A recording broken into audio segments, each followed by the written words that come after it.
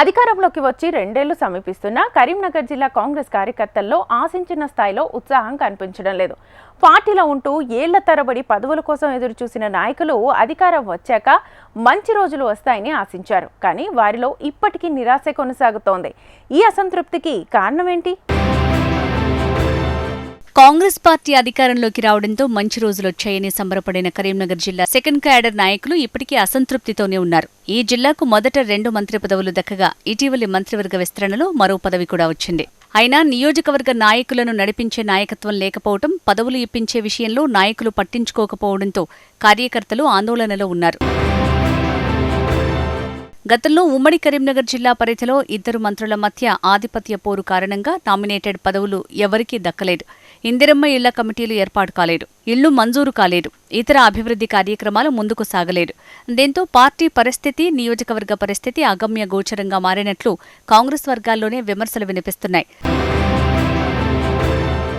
మంత్రివర్గ విస్తరణలో మానకొండూరు శాసనసభ్యుడు, కరీంనగర్ జిల్లా కాంగ్రెస్ అధ్యక్షుడు కవ్వంపల్లి సత్యనారాయణకు ఎస్సీ కోటాలో మంత్రి పదవి వస్తుందనే ప్రచారం జరిగిన చివరి నిమిషంలో అడ్లూరిని ఎంపిక చేశారు.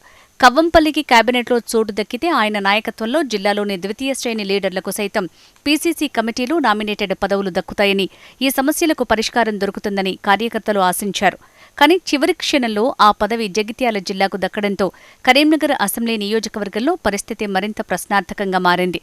డీసీసీ అధ్యక్షుడిగా సత్యనారాయణ పార్టీని చురుకుగా నడిపించినప్పటికీ మంత్రి పదవి రాకపోవడంతో ఆయన కూడా అసంతృప్తిలో ఉన్నట్లు చర్చ నడుస్తోంది. దీంతో ఒకప్పుడు యాక్టివ్గా ఉన్న డీసీసీ ఇప్పుడు మౌనంగా మారటంతో జిల్లా కార్యకర్తల ఆందోళన మరింత పెరిగింది.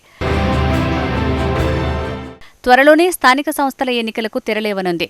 ఆ దిశగా సర్కారు అడుగులు వేస్తోంది. గ్రామస్థాయి కార్యకర్తలు నోటిఫికేషన్ కోసం ఎదురుచూస్తున్నారు.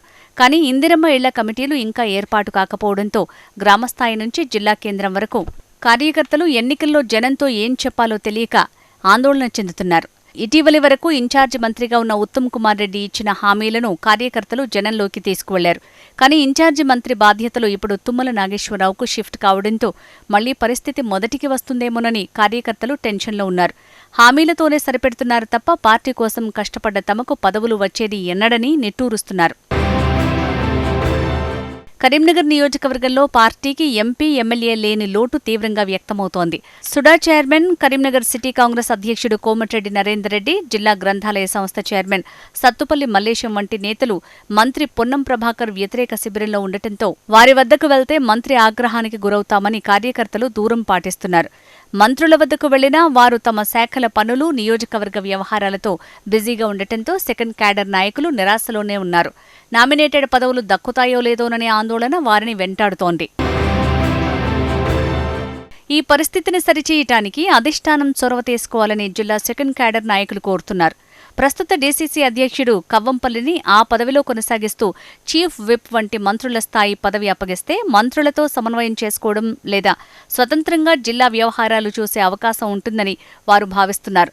లేకపోతే స్థానిక సంస్థల ఎన్నికల్లో బీజేపీ బలమైన వ్యూహంతో ముందుకు వస్తుందనే ప్రచారం నడుస్తోంది. కరీంనగర్ మున్సిపల్ కార్పొరేషన్ సహా పలు గ్రామాల్లో జెండా ఎగురవేయాలని బీజేపీ లక్ష్యంగా పనిచేస్తున్నట్లు చర్చ జరుగుతోంది. ఇలాంటి నిరాశలోనే రాబోయే ఎన్నికలను కాంగ్రెస్ ఎలా ఎదుర్కొంటుందని కార్యకర్తలు ఆందోళన చెందుతున్నారు.